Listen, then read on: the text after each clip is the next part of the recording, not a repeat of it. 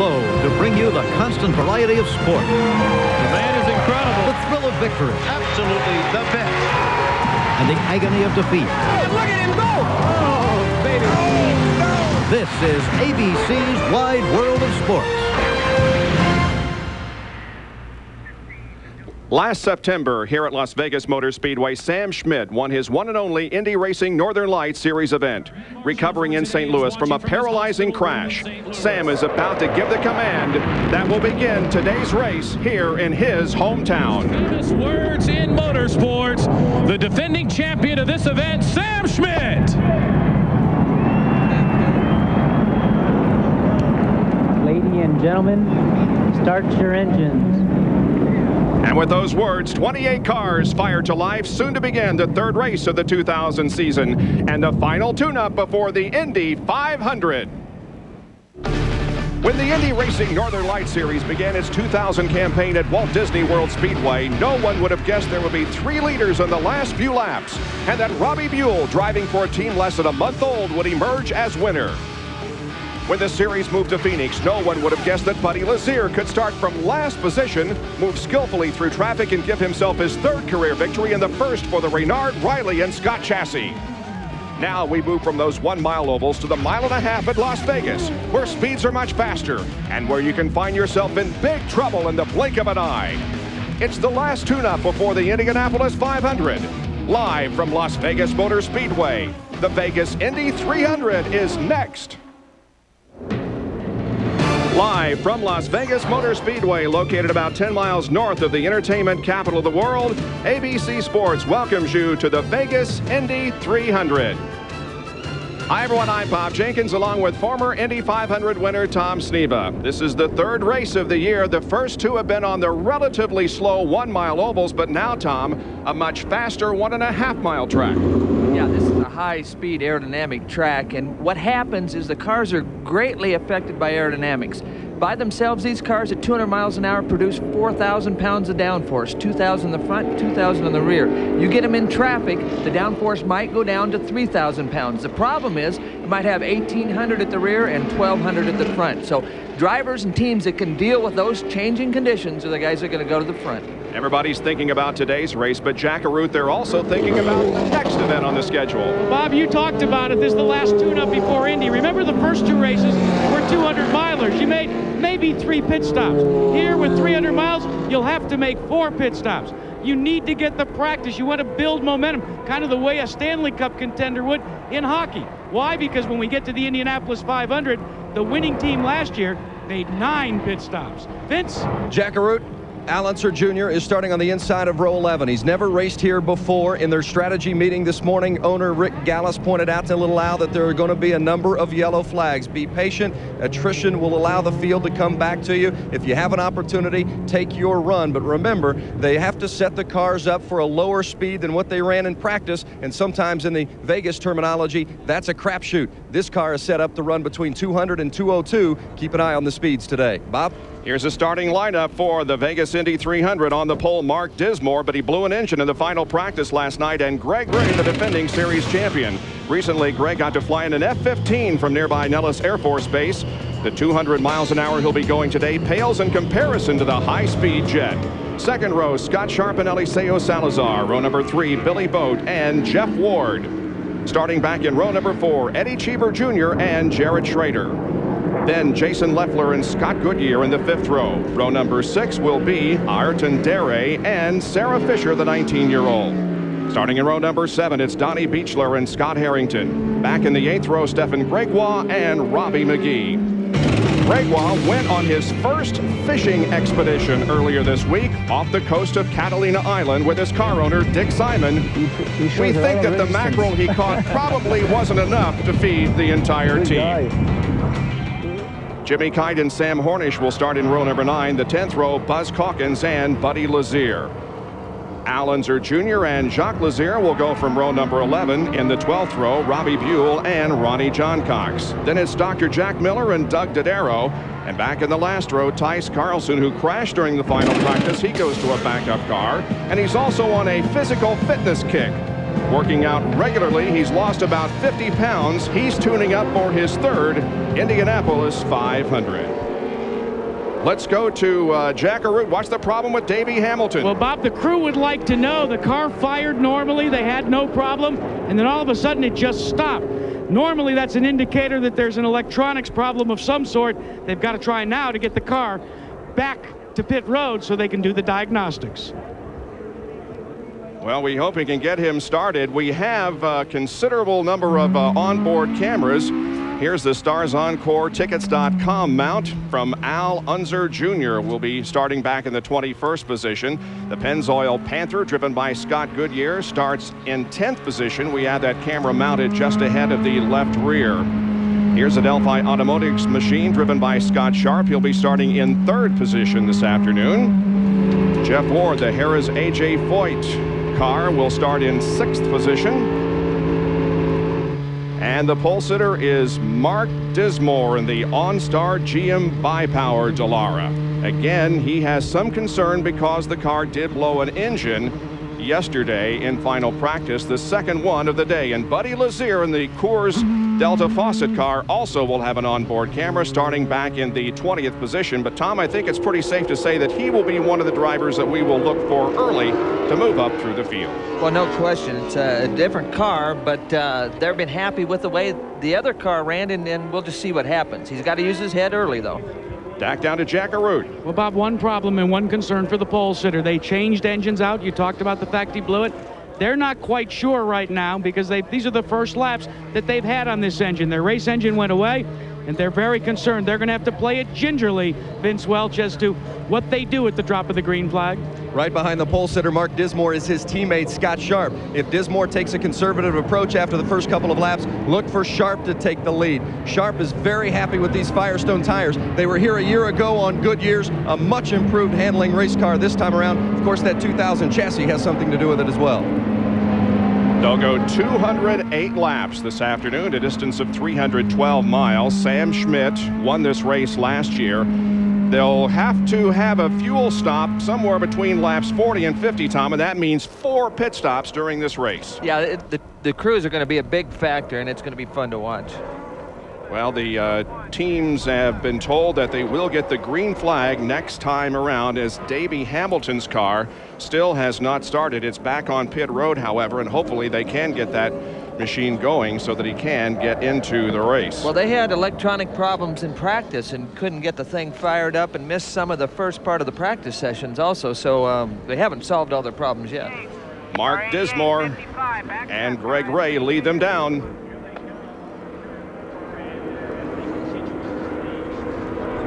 Slowly through turn number 4, the field nicely aligned here. Now 27 cars as Hamilton is still on pit road. The field begin to accelerate just a little bit as they come down to the green, and it's out, and here we go at Las Vegas. A great start as the front row stays right together. Well, Salazar on the outside here got a good run on these guys. He sure did. He's passed Greg Ray already and slides into 2nd position. Behind Mark Dismore, we're on board with Scott Sharp as he comes up now beside Greg Ray. So Ray definitely not a very good start as he's being passed by several cars. Eddie Cheever. Yeah, almost a 3-wide situation there into turn 3 for the first time. Eddie Cheever in the gray car there, you saw, made a great move on through the pack. Now Greg Ray begins to come back just a little bit. We're on board with Scott Sharp here, riding behind Greg Ray and Eddie Cheever. And already Buddy Lazier is beginning to move up through the traffic, just like he did in Phoenix, starting from the last position and coming on to win. He picked up 7 spots in the first lap of the race. Well, they missed the setup qualifying. Look at Sharp right behind Greg Ray, inside Sharp's car right here. That's Eddie Cheever just up ahead, and Greg Ray in the green and yellow car. These guys maybe don't realize it's a 300-mile race, Bob, because they're really getting after it early here. Well, the officials can tell these drivers, and I don't need to tell you because you wore one, to take it easy because it's a long race. But boy, when you get in the car, and especially if your car is working right, it's very difficult to lay back. Here's Eddie Cheever now, moving to the inside of Greg Ray. This is the battle for the 4th position. They're wheel to wheel all the way through the corner and onto the backstretch. Well, they've been having a good duel here for the last 2 or 3 races. Obviously, Eddie in the only Infinity Power car, and it's really doing some work out there now. Good battle going on here as up front. Mark Dismore continues to lead by about a full second over Eliseo Salazar in a car in the wall. Turn 4. It is up in turn number 4, and the car's against Stefan Gregoire, and the rear wing has been torn off the car, and there's heavy left side damage. Well, you can see him get the visor up, and he was looking around as the car was going backwards, so indicating he's probably okay, and he was concerned about oncoming traffic. See, the car hit pretty hard in the back. There's nothing left. The wing, the gearbox, all that stuff's gone. Stefan Gregoire driving for Dick Simon, who will celebrate 35 years in racing at the Indianapolis Motor Speedway this year. Gregoire brings out our first caution of the afternoon. They're assisting him out of the car. Considerable amount of damage there to that. Bob, the radio, Stefan Gregoire just radioed into his crew, and he reports that the engine blew. Well, they did change engines and the gearbox in that car just before they qualified, and that resulted in him starting back in 15th position, but obviously something has gone wrong with the car here that resulted in the smack against the 4th turn wall. So we're under caution for the first time here at the Vegas Indy 300. It's Dismore, Salazar, Ward, Ray, and Cheever, the top 5 with 4 laps completed.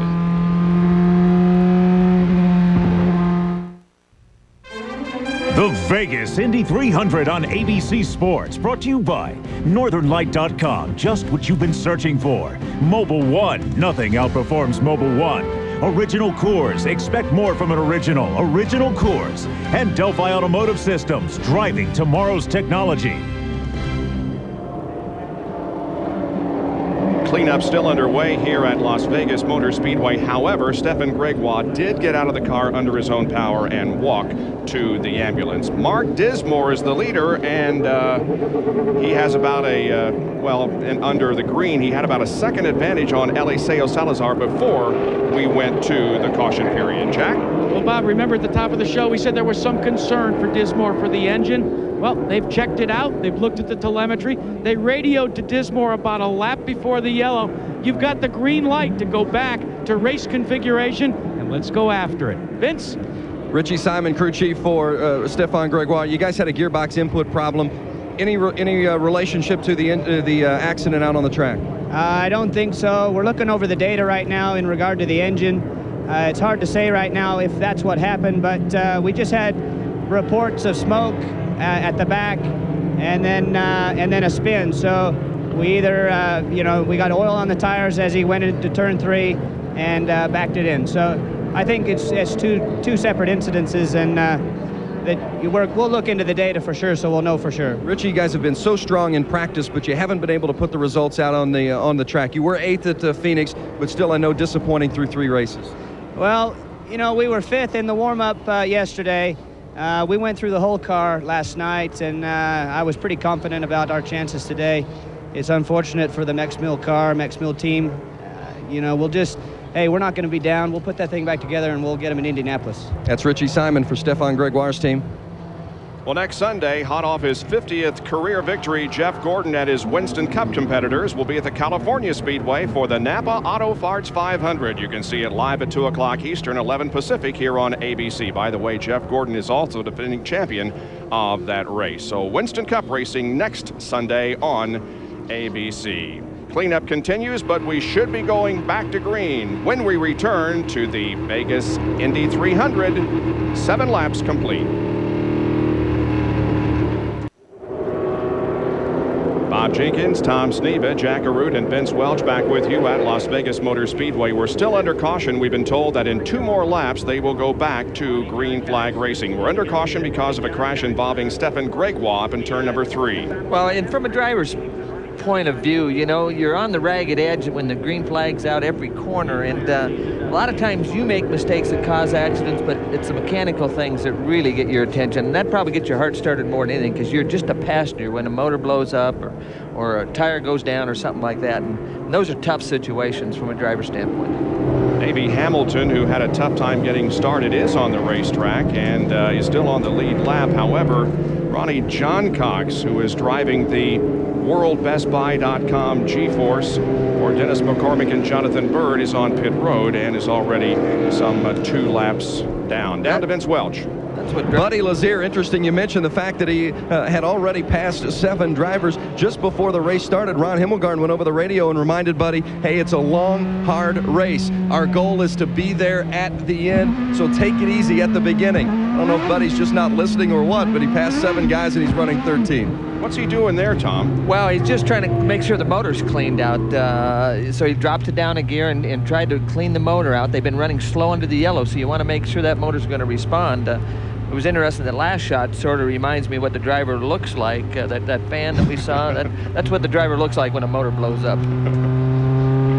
We understand that Stefan Gregoire is okay. He has been, of course, taken to the infield care center, but will be hopefully out of there in a few moments, and if so, we will get a word with him. So under caution here, it's Mark Dismore, who has led the first 11 laps. And they have found some more oil on the racetrack, so it's going to be at least another 2 laps before we go green. That gives us an opportunity to take another break. We'll return with more of the Vegas Indy 300 after this message and a word from our ABC stations.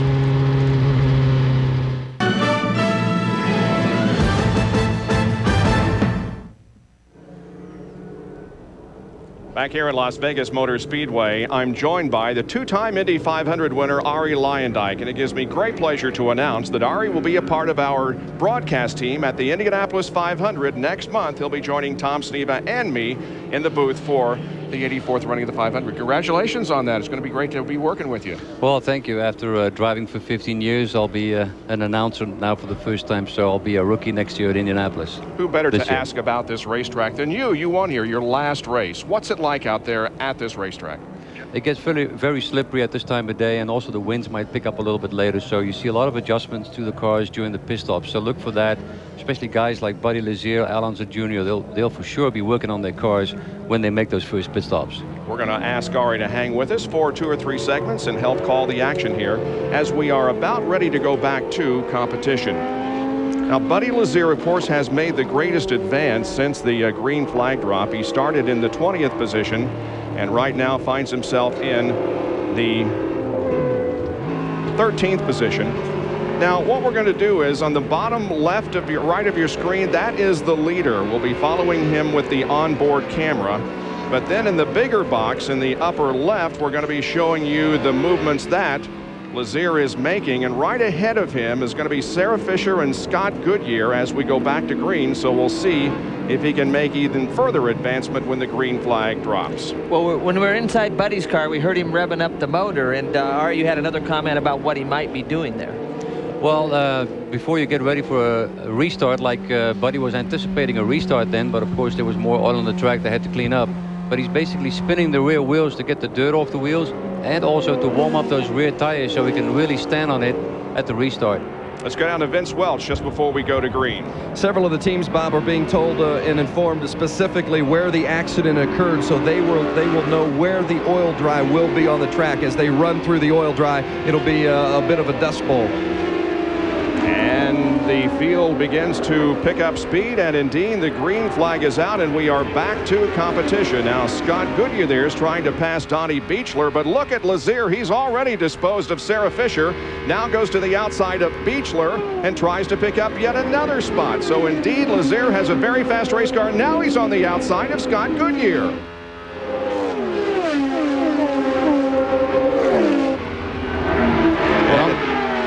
Again, Buddy, just like at Phoenix, I mean, he likes the traffic situation. This is really a fun time from a driver standpoint. Passing cars is what it's all about. The speed isn't what it's all about. It's passing other competitors.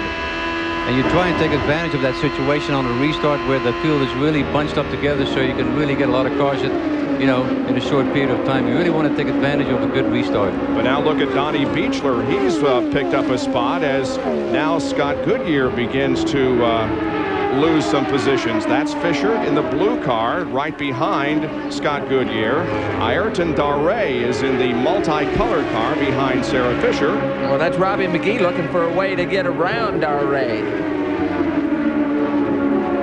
And as you keep track of the way they're running up in the upper left box, we'll also give you an indication of their car color. You talk about guys passing other cars. Eddie Cheever radioed in just a few moments ago and told his team manager, Dick Caron, it's much more fun starting in the back than up here. Everybody up in the front is too careful. Cheever likes passing cars from the back, and he is running up toward the front. Cheever is already advanced up to third position. He's running about 2 seconds behind the leader, Mark Dismore, who has about a 3/4 of a second advantage on Eliseo Salazar. But the good battles for position are back here in the middle field. That's Jared Schrader, who is a rookie and also doing very well. He's 7th place, and he's running right behind Greg Ray, who started from the outside of the front row but has dropped back here in the early going. Well, even though it's fun passing cars, I don't ever remember intentionally qualifying slow so I could start in the back. Do you? No, but it...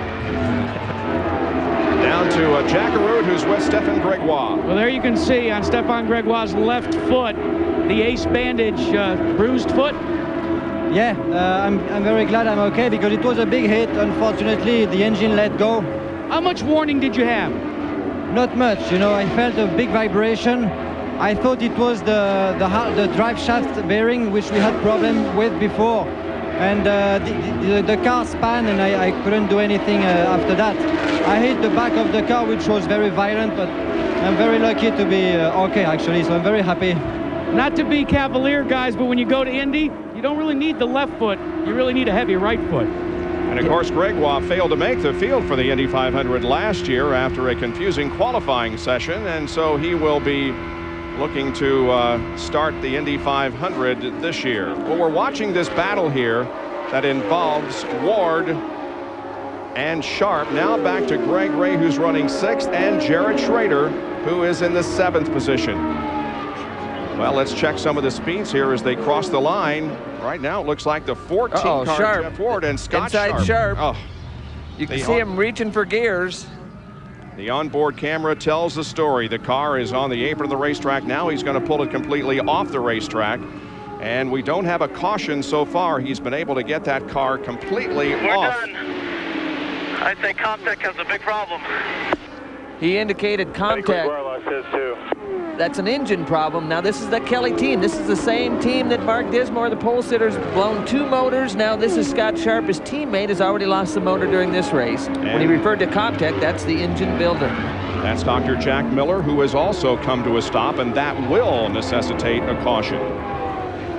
Well, Dr. Jack Miller in the milk jug car is maybe going to call it quits. Tony Stewart was serving as crew chief on that car, and you can see that Scott Sharp has already abandoned the machine, and as he said on the radio, we are done. Well, you can see the bad breath coming out of that. That's not a good sign from the motor standpoint. There's Tom Kelly, the owner of the team. So another caution here at Las Vegas Motor Speedway, our 2nd of the day. Mark Dismore, Eliseo Salazar, Cheever, Ward, and Greg Ray.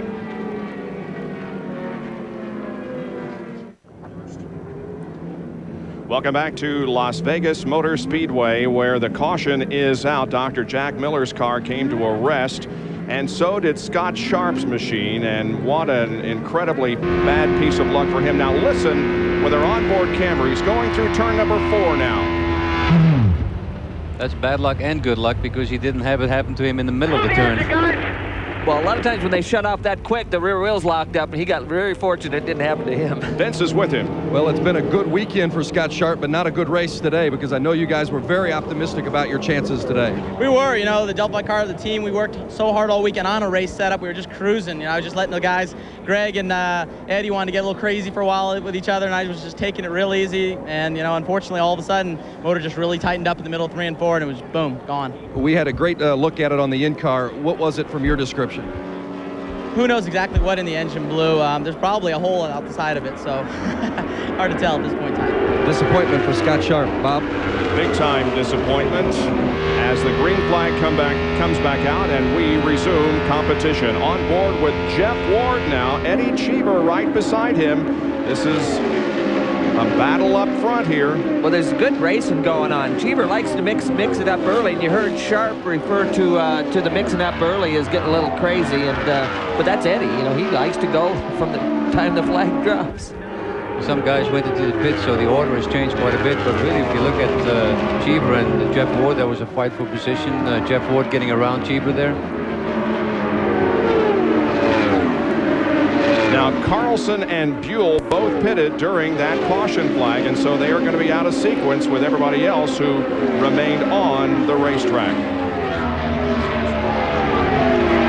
Big pack of cars here down the backstretch. On board once again with Buddy Lazier. Lazier is up in 14th spot right now. Started 20th. Hasn't made perhaps the advancement we thought he would. He moved up considerably, Tom, but then got into a bunch of cars that are running about the same speed that he is. Well, what happened, we heard in the radio, the car started to go to neutral. So he probably had a little understeer, and now the car's starting to loosen up as the laps go on. And, you know, he's got to maintain that pace until he can make an adjustment at the stop. Let's get down to Jack Arute, who's with Tony Stewart, the crew chief on Jack Miller's car. And they've done a little diagnostics. They've had to replace one of the ECUs. Tony, the ignition is what gave out. He said the battery must have went dead. I don't know. We had a battery problem yesterday. I don't know if it's something that's shorting the battery out or not, but the battery went dead. Put a new battery in it, fired right up and sent it back out. Dr. Miller's back out on the racetrack, guys. Good to hear that. And look at the move now that Lazier puts on Jason Leffler, driving the Epson-sponsored car, and moved Lazier up another position. Well, when he moved Jason out, 2 or 3 guys were able to get by. That's how close the competition is. You get moved out of the groove, and you know, you go to the back.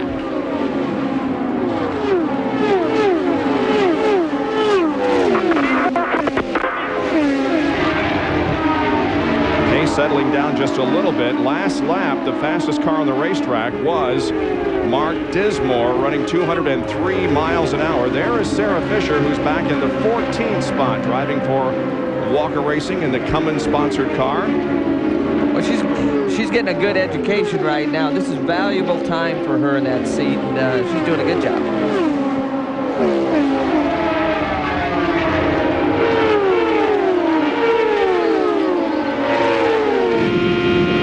Unser Jr. on board with him now. He's back crash. in the 17th position and another crash.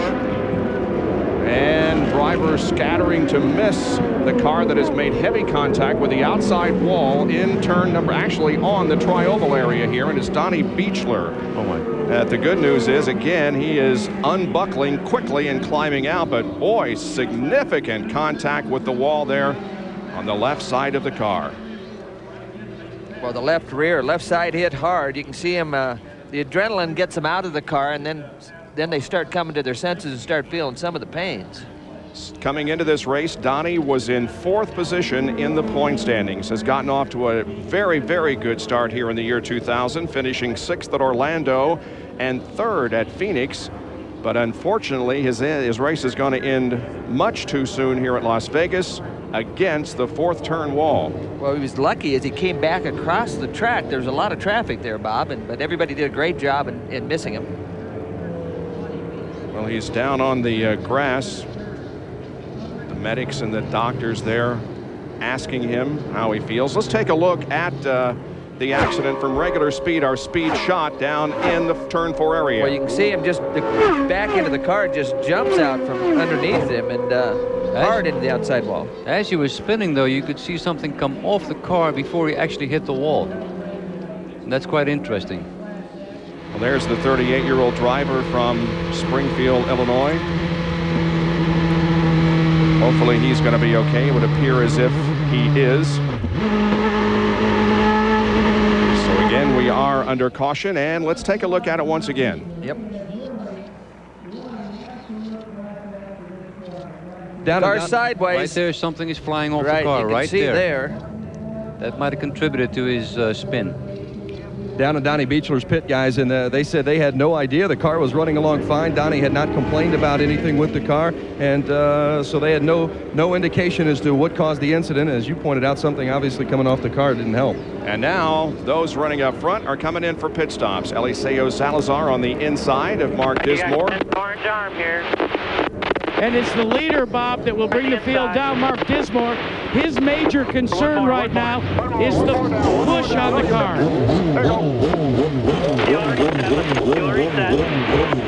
Keeping the revs up. I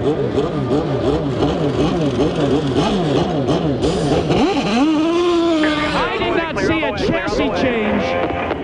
So they hope that the tires will cure the push problem, gentlemen. That was a great stop by the crew. Well, it was interesting. Coming in, Salazar actually passed Dismore, and it's interesting the rev limiter, or the pit speed limiters on both cars must be a little different, and I'm surprised that Salazar wasn't concerned about going too fast through that pit. Well, the speed limit is 60 miles an hour on pit road, but Mark Dismore wins the race off pit road. We'll have more in just a moment.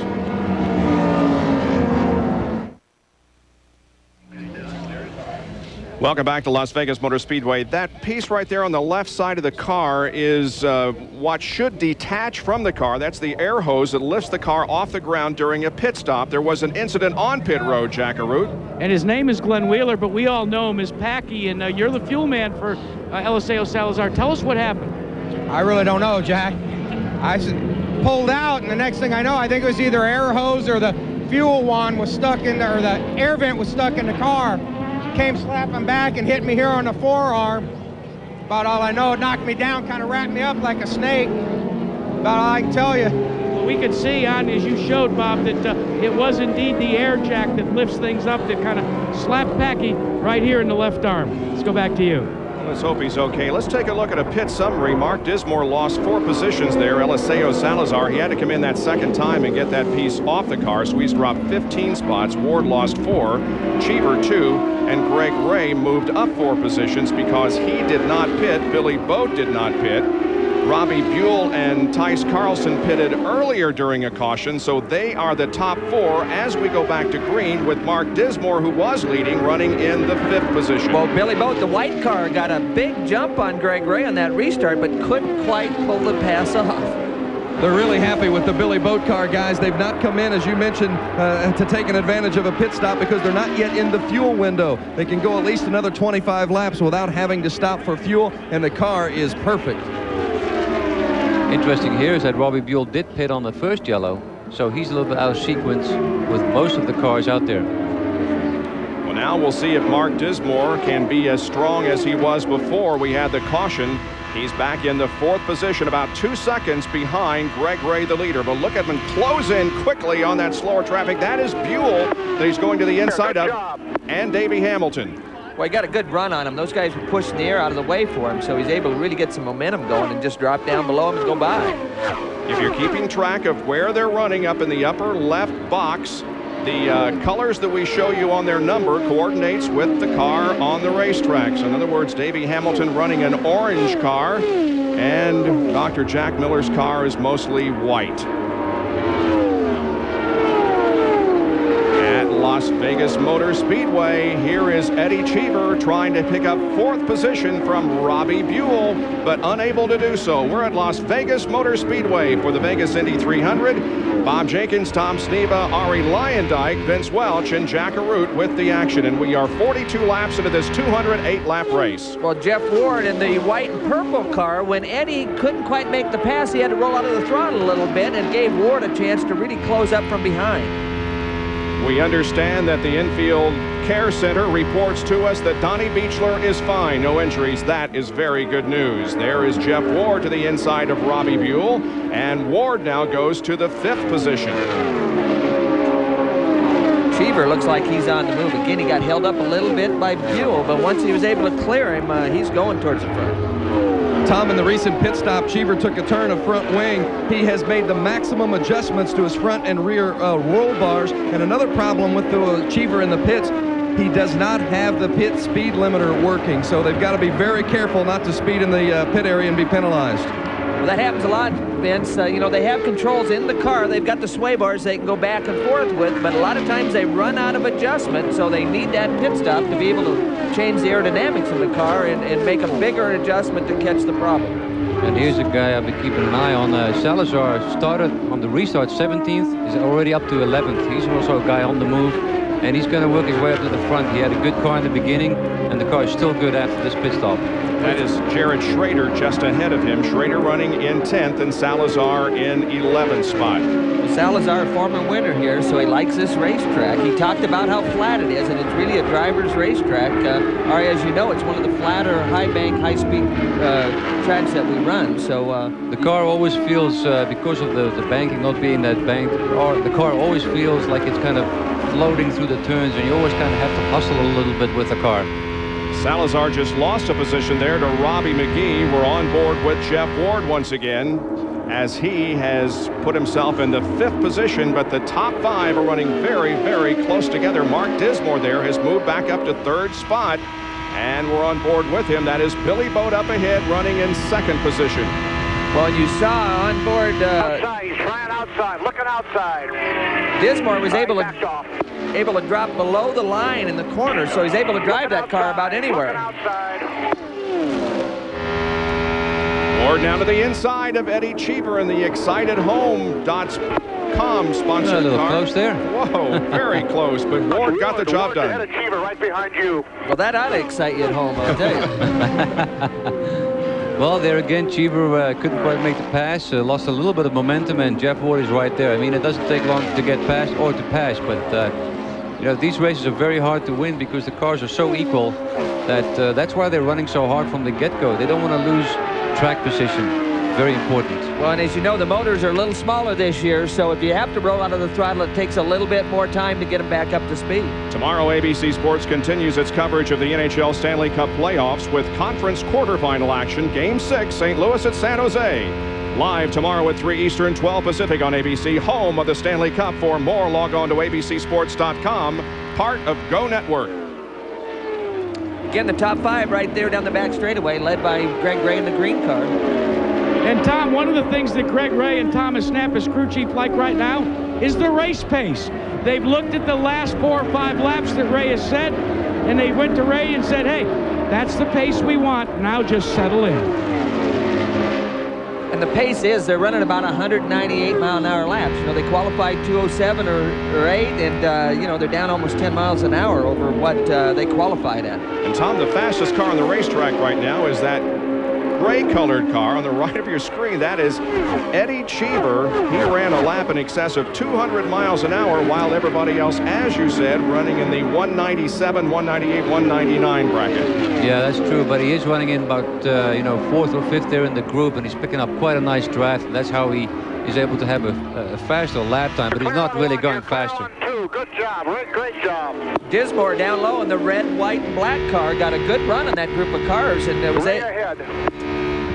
This is Jeff Ward on the outside.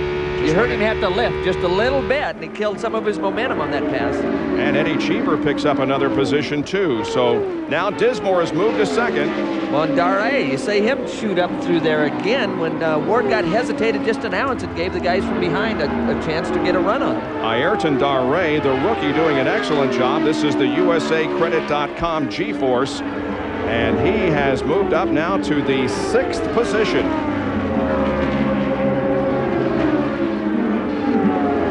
And now we see Cheever and Billy Boat in a wheel-to-wheel contest for 3rd spot that Cheever gets. And by the way, Glenn Packy Walker, who was, or Wheeler rather, that was involved in that incident on pit road in the Eliseo Salazar pit, is going to stay on pit road and continue in the race. Attaway.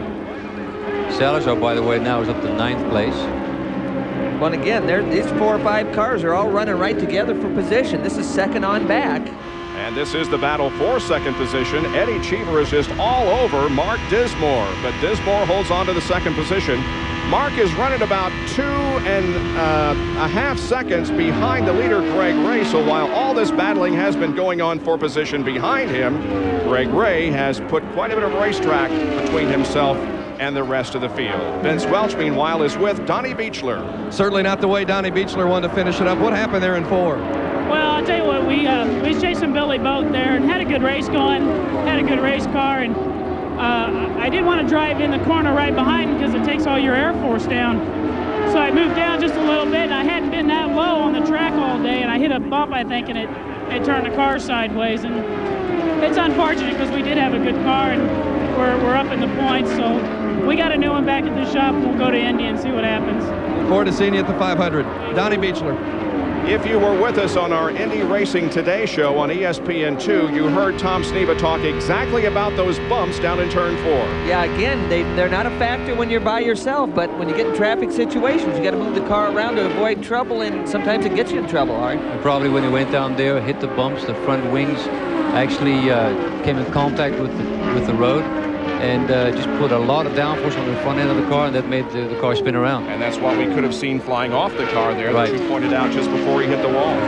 Well, we're watching here the 4th, 5th, and 6th positions. Billy Boat in white, then Ayrton Dare in the purple and yellow car, and behind him is Jeff Ward. Now on back here to Buddy Lazier, Robbie McGee, and Eliseo Salazar. This is 7th, 8th, and 9th. Well, there's good battles. I mean, these guys will be smiling and gritting their teeth all the way back through the field because there's some really good racing going on out there. One of the problems for Robbie McGee's crew is that they can talk to him, but he cannot talk to them.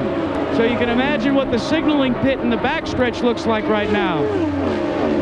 That's very tough for the driver. Yeah, it is. It's always more fun if you can talk to the crew, and sometimes you don't have to listen to them. Yeah.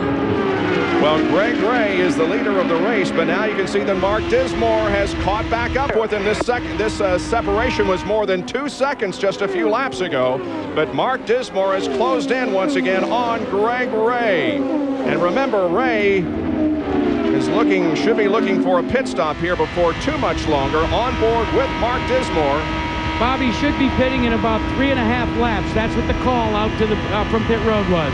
Yeah, I'm not sure about their strategy right now because it's going to be very fortunate if they catch a yellow, and it doesn't look like it's going to happen. So I think Ray's in a little bit of trouble.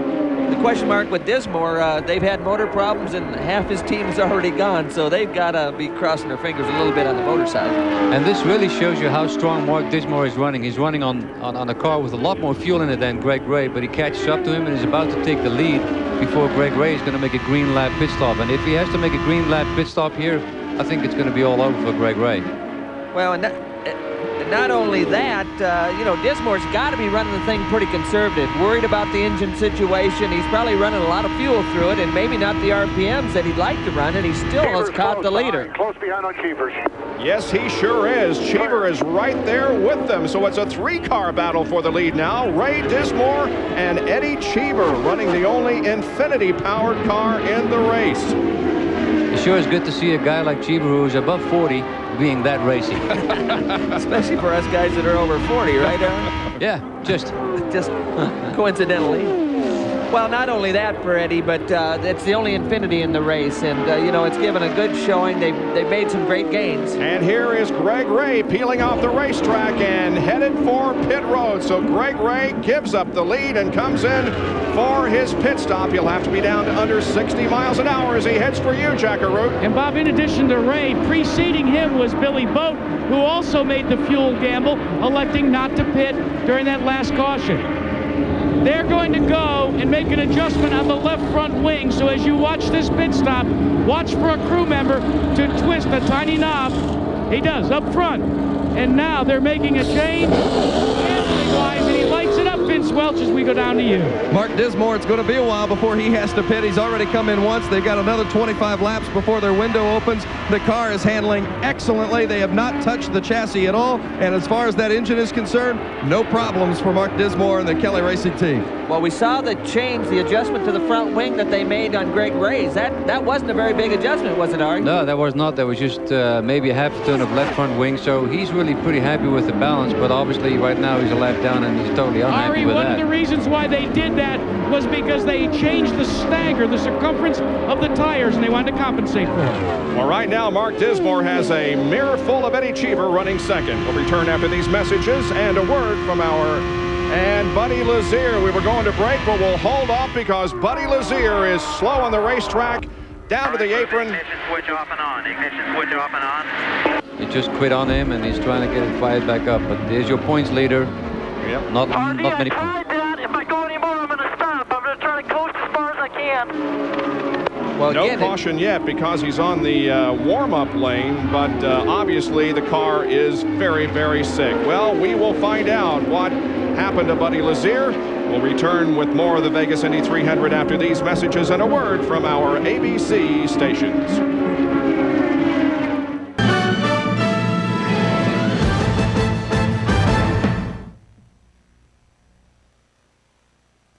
This Wide World of Sports update brought to you by Mobil 1. Nothing outperforms Mobil 1.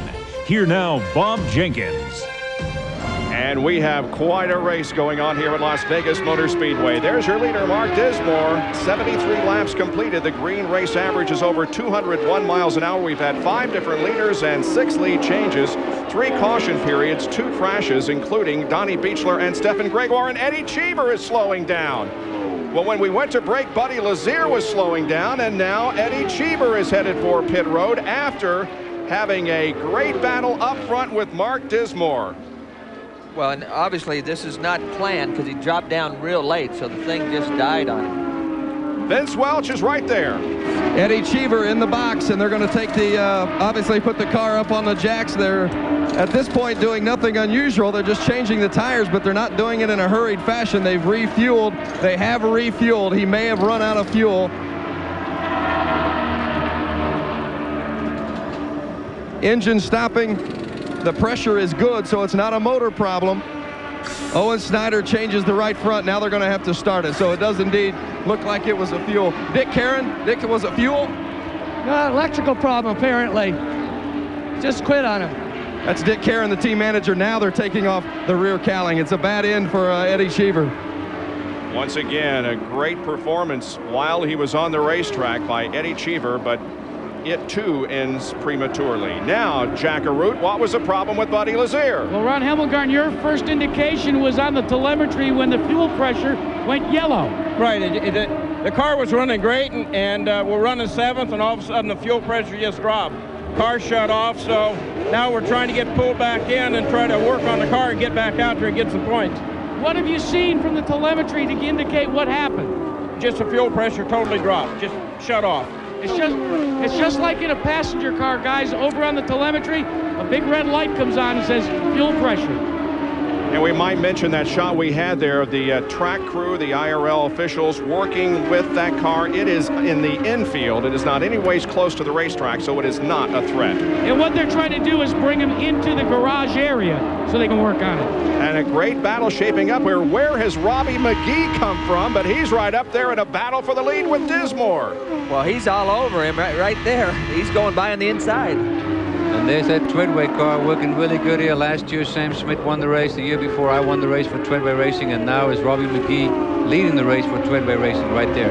The Mall.com Energizer G-Force by Robbie McGee has gone to the front, and Dismore seems to be slowing down here as Ayrton Daré has just taken second from Mark. You can see Mark is just threading it. He has a major problem with either the handling or something happening back there with the engine, but he slowed down dramatically. Look here how Jeff Ward now is going to be all over him pretty soon. We heard on the radio that he was concerned about the car pushing, so it's got some understeer, and maybe it's getting worse as the laps go on. And we can have a real good look at it here as we go into turn 1, how fast Jeff Ward will close in on him. You can hear the engine. He just rolls out of it just a little bit. And Tom, that last lap, Dismore was 10 miles an hour slower than the fastest car, which was Ayrton Daré. So definite problem with that car. On board with Jeff Ward. Now we're going to see if he's able to take that position away from Dismore. I think you're right, Tom, because when Mark was following the other car, he had to back off because he had so much push probably that he just couldn't follow the car through the turn. Now he has a clean track in front of him. He's not too bad, but he's still slower than Jeff Ward. And Vince, what can you tell us from Dismore's pit? Well, indeed, it is a big push, and I just talked with Jim Frugenberg, the team manager, said they don't know exactly why they've picked up the push. They're hoping for a yellow because they don't want to pit under green. That would certainly cost them their chances. All right, now Dismore, Ward, and Salazar running right together on the racetrack, separated by just a few car lengths. And right behind Salazar, not right behind him, but position-wise behind Salazar, is Al Unser Jr. Al Unser Jr. in the tickets.com Stars Encore Super Pack. G-Force has made a great showing here today because he also had a poor starting position up to 21st. And here comes Salazar to the inside and passing Ward. The red and blue car just passed his teammate. He's come all the way from the back, so Salazar is still there to be worried about. Came from 17th place on that restart, so his car is working great for him.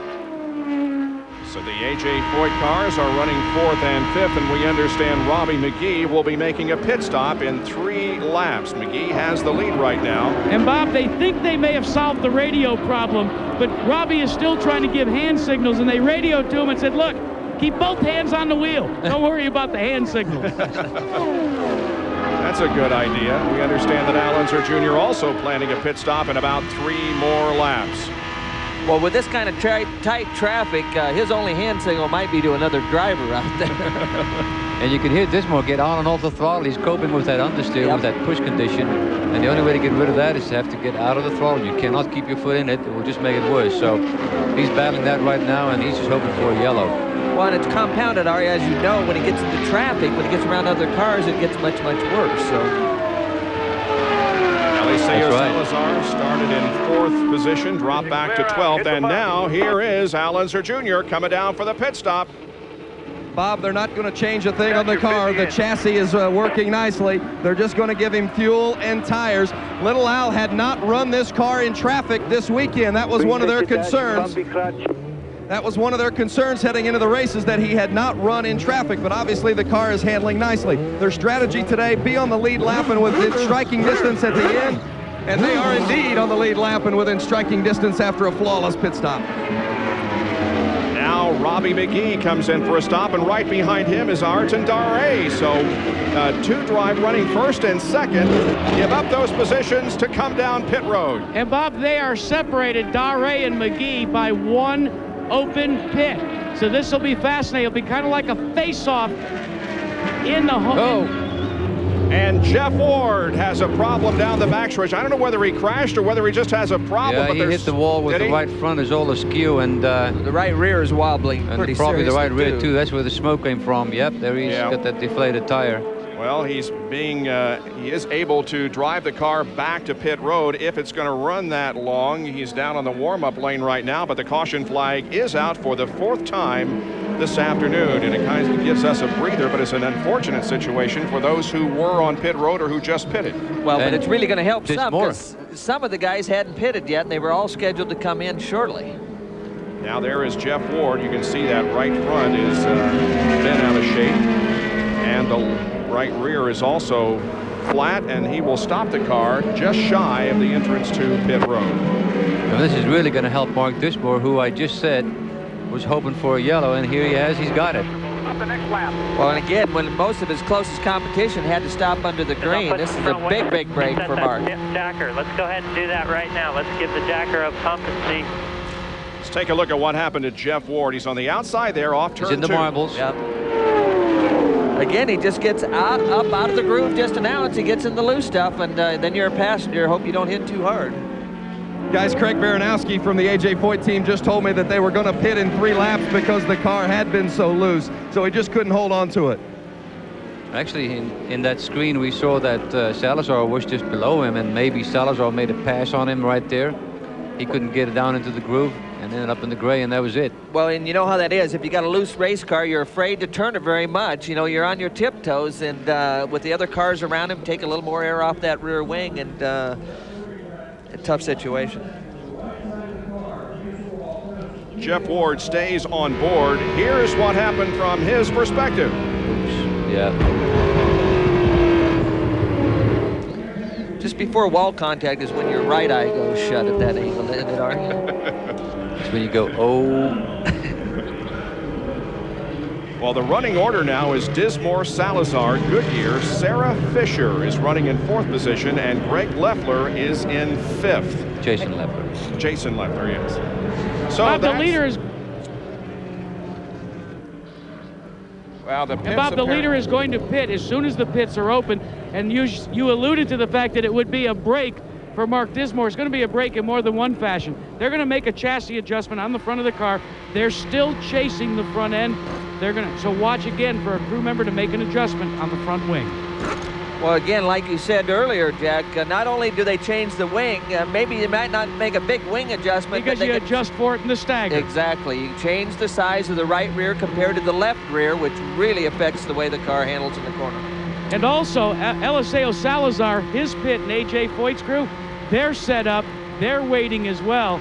Will have to remain to be seen if this is going to be another one of those face-offs between Salazar and Dismore. Well, the other problem with Salazar, you know, he had the problem in the pit the first time. It'll be interesting to make sure that that air jack works properly since the hose ripped off the last time. I'm going to stand back. Split screen with Dismore on top, Salazar on the bottom. Orange arm. Ayrton Dare is right behind that. Fuel reset.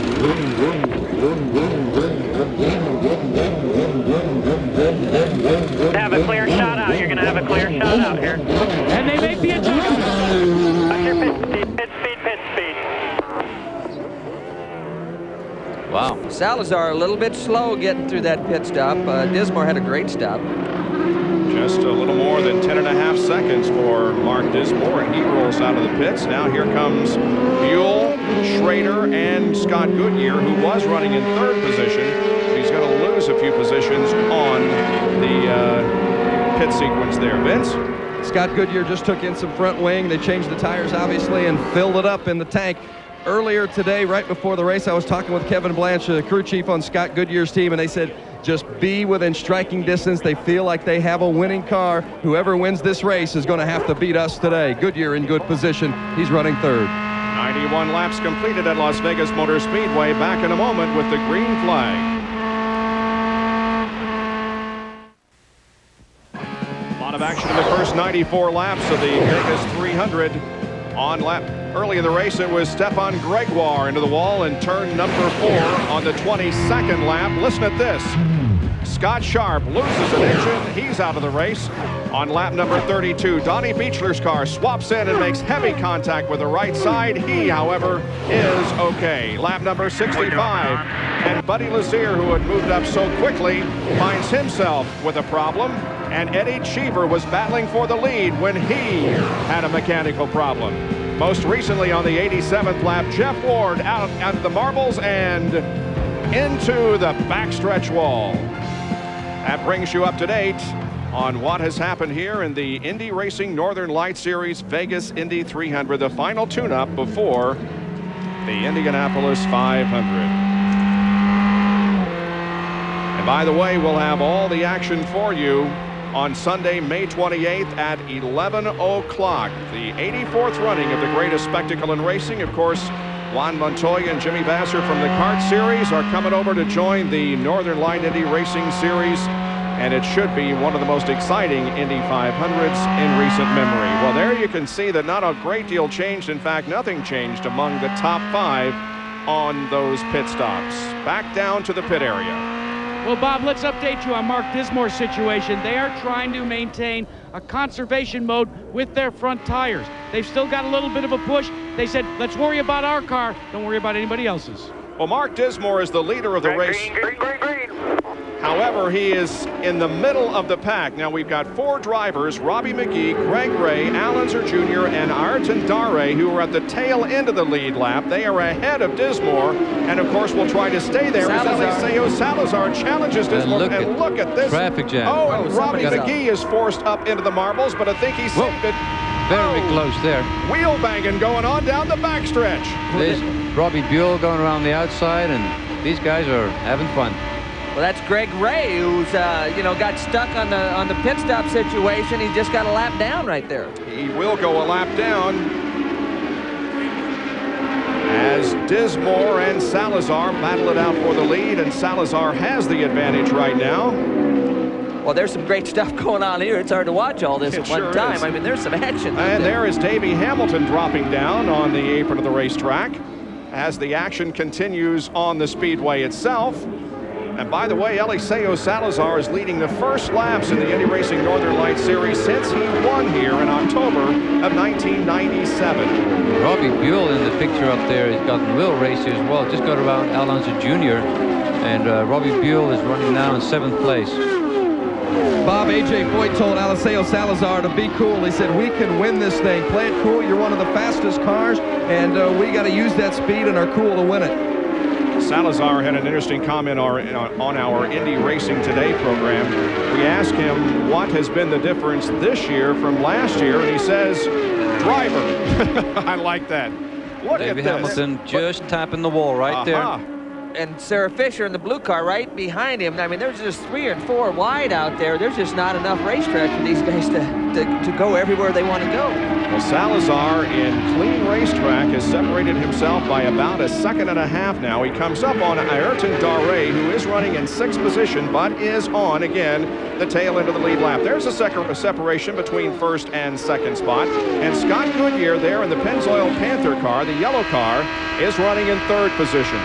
Bob, a very scary incident on Scott Goodyear's last pit stop. Some methanol splashed into the helmet of the fueler, Shane Davey. They had a little bit of a problem with the hookup nozzle. And as you know, if methanol starts flying around in the pit box, everybody's jumping. But Shane Davey had the water washed out in his eyes, and he's going to get back in the groove here. Even with a wet fire suit, he's not going to take it off. He's going to stay in and take care of Goodyear in the pits. Well, you saw Goodyear get right up behind Little Al, but he had to roll out of the throttle. And you can see how much space he lost when he just had to roll out of the throttle a little bit because he caught him in the wrong spot. And he picked up quite a bit of push, and he had to get in and out of the throttle, and he lost so much ground to him, and that just shows you if you don't push in traffic, you're really going to be hooked up around here. Well, how about this young lady from Ohio, 19 years old, Sarah Fisher, driving for Derek Walker Racing, Cummins sponsorship on the car. She is in 4th position, and right behind her is Jason Leffler, another rookie in the series. And Bob, Derek Walker is counseling his gal on fuel conservation. You know how many times have we seen Walker try to stretch fuel mileage? Right now, he likes what he sees on the telemetry. He's told Sarah to be very deliberate and very careful. They would like to finish this race with 1 more stop. Well, I can remember several races in Derek Walker's career that he has used this very strategy to get his driver in the winner's circle. And we are at the halfway point. 104 laps completed and 104 laps to go as Eliseo Salazar right now has a 2.5-second lead on Mark Dismore, a 4.5-second lead on Scott Goodyear. Fisher and Leffler complete the top 5.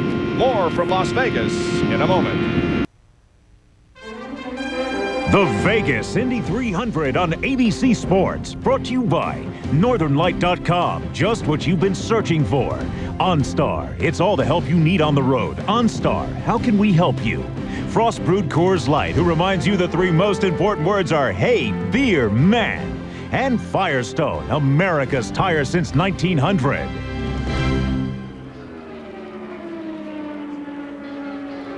Beautiful skyline of Las Vegas. Now, this is something new. It shows you the separation between Salazar in blue, Dismore in red, running 2nd, and Scott Goodyear in 3rd, who is in the yellow car. You see how close they are on the racetrack. This is something that we've developed for you just to give you an idea of how much there is separating positions. And we will perfect that and hopefully have it ready for you at the Indianapolis 500. Well, there is Ayrton Daré right ahead of Eliseo Salazar. And of those 4 cars that were on the tail end of the lead lap when we went green, he is the only one that's been able to stay on the lead lap, as Ray and Unser and McGee have all lost a lap. Down to Jackaroo. And Davey Hamilton and his free INET car have been parked for the day. What happened? Yeah, we just got up a little bit high. We tried to pass. I think it was Jacques Lazier. I guess the spotter didn't tell him I was there and got in the marbles, but it's been a tough day. We didn't even get started off with had some electronical problems, I guess, and just trying to stay out of the way, but ended short. Davey, your day's not over, though. Nah, I got to go try to win a race. I'm going to get on the plane and go to Tucson and race a sprint car tonight for Bob Consani, so I'm on my way to the airport. This guy never quits, guys. And he won a USAC sanctioned race not too long ago at Irwindale, a USAC Western sprint car feature on the first day of April. So Davey Hamilton is willing to race anything, anywhere. Let's take a look at the speeds here as they cross the line. Salazar quick, Scott Goodyear 2nd quick of the top 3 so far. And look at this, Sarah Fisher with a lap of 195 is 2nd quick that lap. How about that? She's doing a great job. Well, no question about that. I'm not sure, Jack, that our question of the week, you know, there was a diesel in it. That Cummins diesel is running pretty good right now with Sarah Fisher. There she is. Just 19 years of age and looking forward to Indianapolis. It'll be interesting to see how she does. By the way, she recently won one of the Rich Vogler Memorial Scholarship Awards, $1,000, and she will use it to attend an Indiana college and study mechanical engineering. Well, and she's got, I mean, she carries a pretty good grade average. I think she feels like she's way too smart to be a race driver. I don't understand this. The ball, we need a bit more speed, Watch with the car. That's Derek Walker talking to his driver. She and Jason Leffler have been in a pretty good contest, and for a while Leffler had gone into 4th position, but now Fisher is back in the 4th spot. Right now, everybody's really settled in. There's not really much going on as far as fights, but you know, we still have 91 laps to go, which is a long way. So we just got past the halfway mark, and let's get into Jack Arute, who's with Jeff Ward. It's so much promise for the Harris team, and now so much disappointment. It was tough. We had a really good car the whole time out, and you know, it got a little loose there in traffic towards the end, so we kind of backed up with some lappers, but came in, would have made an adjustment. It was only like 2 laps to go before the pit, and I was going outside Alseo and knew I wasn't going to have them. I just didn't want to lift on the straightaway, and just the back end stepped out for what reason we don't know yet, and then I saved it and hit the wall. Jeff, what about track conditions out there right now? They feel good. The car was perfect the whole time. It's you know, I know it looks like some of the cars at the end of the run are getting loose, but that has a tendency here. But our car was working great, so that was unfortunate. Well, he's got to feel pretty good. He's on the team that won last year's Indianapolis 500. There indeed is Eliseo Salazar putting another lap on Jacques Lazier in the Miles of Hope Tricelli racing car. Well, the real battle's going on right behind that. Greg Gray's trying to get his lap back. He's closing on Salazar, trying to get the lap back. Again, he lost the lap because of pit strategy. He pitted under the green, and that hurt him. Here is Doug Dodaro in the Mid-America Freight Dallara slowing down on the racetrack and on the apron as he comes in. And we understand that Eddie Cheever's back on the track. We will return with more of the Vegas Indy 300 from Las Vegas Motor Speedway after this message and a word from our ABC stations.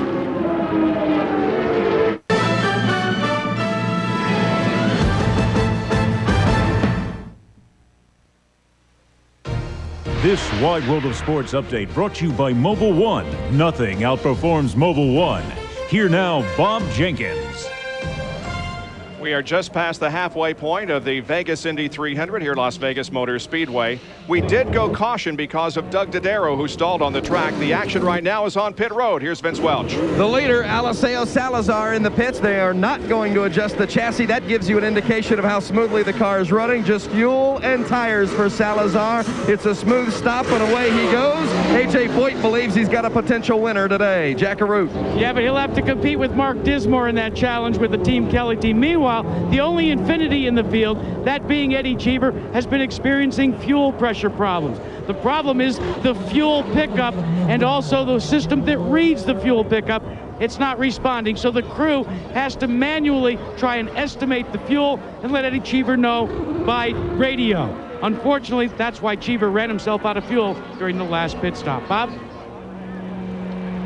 Let's bring you up to date on what's happened so far. We're on lap 124 here at Las Vegas Motor Speedway in the Vegas Indy 300. Third race of the 2000 campaign for the Indy Racing Northern Light Series. Right now, the leader of the race being shown as Mark Dismore. He has been one of 5 leaders so far. Also, Salazar, Ray, McGee, and Leffler have been up front.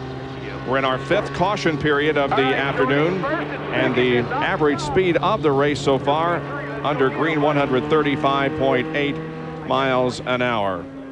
We'd like to thank Ari Leyendijk for sitting in with us here during a few segments of this race. And Ari, we look forward to again seeing you during the month of May in Indianapolis and being with us in the booth for the Indy 500. I'm looking forward to that, and we'll see you then in Indianapolis. All right, Ari. 2-time Indy winner, Ari Leyendijk. Eliseo Salazar lost 3 positions in the pits. Dismore picked up 1. Goodyear stayed in 3rd. Sarah Fisher moved up 2, and Jason Leffler stayed in 5th. Now, Ayrton Dare did gain a lap back, so now we have 6 cars on the lead lap. Well, Derek Walker obviously did a great job. That team, you know, a lot of experience there, and got Sarah in and out in great shape. On board with Scott Goodyear. His camera mounted just inside the left rear on the side pod. Looking on your low side, on your low side. Whoa, look at that traffic. There's 3 wide going down. That's Salazar on the inside, the multicolored blue and red car. And Billy Boat. Oh, spin. Sarah right in front of the leader. Sarah Fisher and Eliseo Salazar both slam into the wall. Wow. You heard Sarah say she's okay. Yep. I'm okay. Well, you hear the heavy breathing, but they all got in a group, and it might have taken some of the air off of Sarah's car. And the back end stepped out. Yep.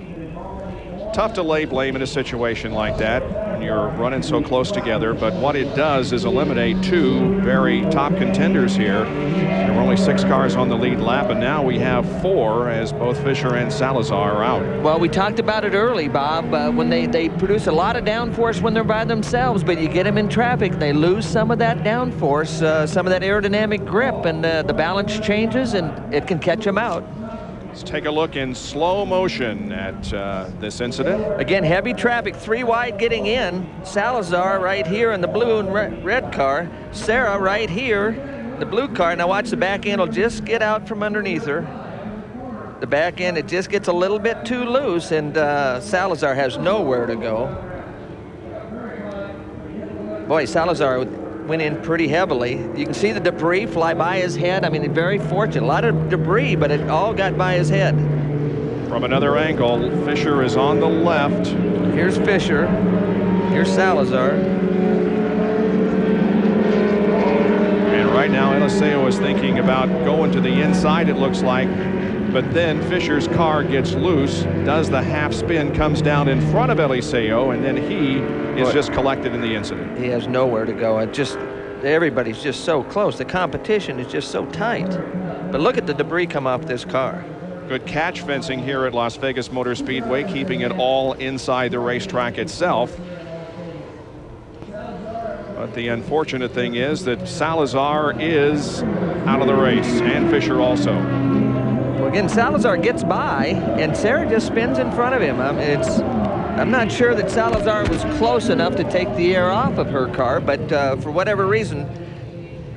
And Eliseo is waving to the fans as he is okay, but a very badly damaged race car, and no chance of having a repeat winner here at the Las Vegas Motor Speedway. He is the only driver who has previously won here that is competing this year.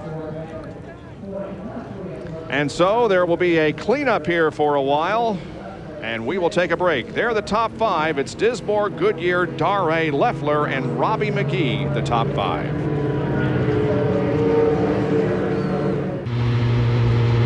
Under our 6th caution here at Las Vegas Motor Speedway, a 2-car crash involving Sarah Fisher and Eliseo Salazar. They are okay. We're on board with Mark Dismore, who is the leader of the race, and we don't want to wish him any bad luck, but we do want to remind you what happened to him during the final practice late yesterday afternoon. After winning the pole position, a big engine explosion during happy hour.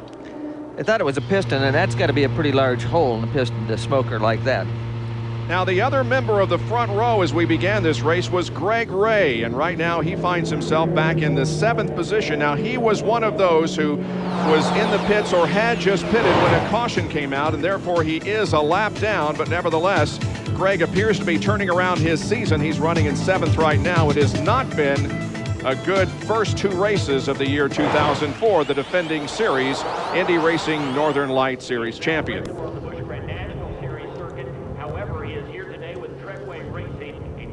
And we'll go back and show you some other drivers who are doing well here today. Running in the top 10, number 18 car driven by Sam Hornish. Hornish from Defiance, Ohio in the Advanced Power Coating G-Force, entered by PDM Racing. Well, those guys, you know, they haven't had as big a budget as some of the guys out there, but they're doing a heck of a job. Got him in the top 10 as a rookie, doing a good job. Poor Dumb Mechanics, if you don't already know, is allegedly the abbreviation there for PDM Racing. But Sam Hornish, a rookie, coming out of the Formula 2000 in Atlantic ranks, doing a very good job here this afternoon. And speaking of rookies, here's the guy who has really been very impressive in his rookie season. This is Jared Schrader. This is one of the cars from the TriStar Motorsports team, entered by Tony Stewart and Larry Curry. This is the Armour Swift Eckridge Dallara. But we haven't seen Tony on his knees yet. We got to follow one of those pit stops. And Tice Carlson. It has been a tough weekend, especially since yesterday afternoon in happy hour when Carlson crashed. He had to start at the rear of the field in a backup car. He's up to 12th position at the moment. 12, make that 2 laps down. 2 laps down in the 12th position. Al Unser Jr. finds himself in 8th place. He too is a lap down. 4 cars on the lead lap. Dismore, Goodyear, Daré, and Leffler. Then McGee, Boat, Ray, Unser Jr., Robbie Buell, Sam Hornish, and Jared Schrader are all 1 lap down. Carlson 2 laps down, and Jacques Lazier, running in 13th position, is 2 laps down, or rather 5 laps down in the 13th spot. You saw that shot inside Unser's car. He had his hand up. It wasn't like he's waving at the crowd. He's just trying to relax it and make sure he gets all the feeling back in those hands, because you grip it pretty hard when you're in some of these battles, especially with the competition been as tight as it's been out there. It's a good opportunity for him to relax and get back up to speed. Well, there has been a great job done by the track crew here in getting this debris cleaned up. Salazar's car moving off the track. We should be racing before too much longer.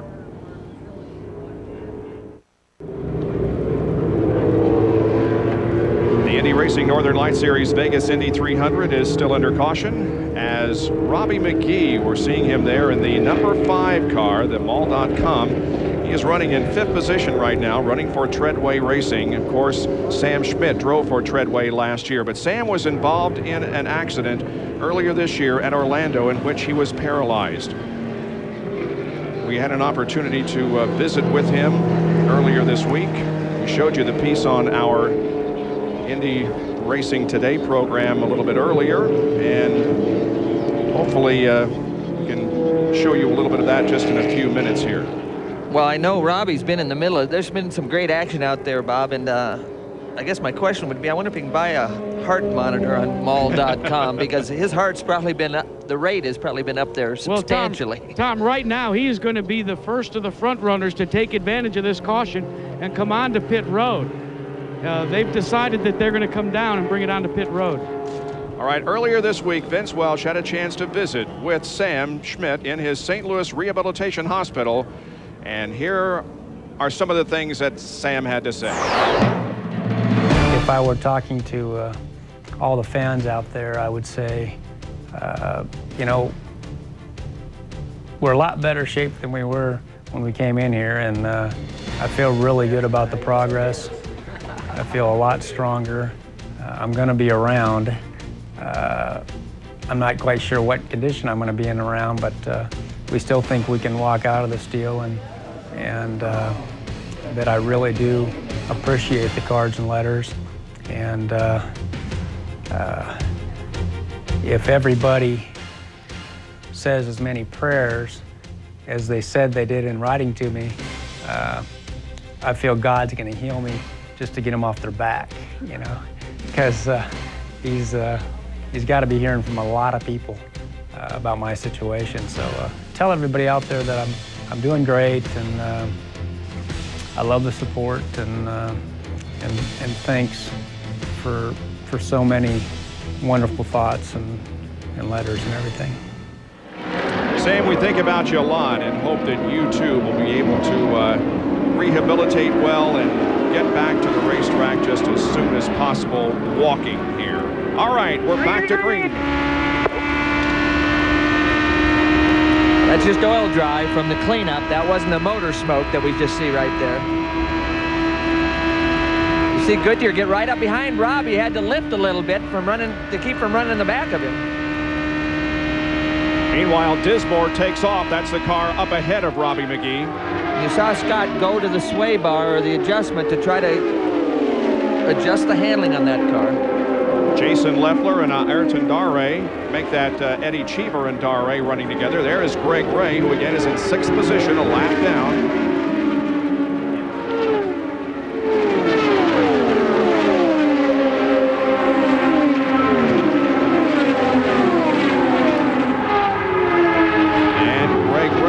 Would like to get back on the lead lap. Just still there, clear. And Gray goes by Scott Goodyear, but he's still got a long way to go before he catches up to Dismore. And then, of course, we would have to have a caution for him to be able to get up through the, right on the leader once again.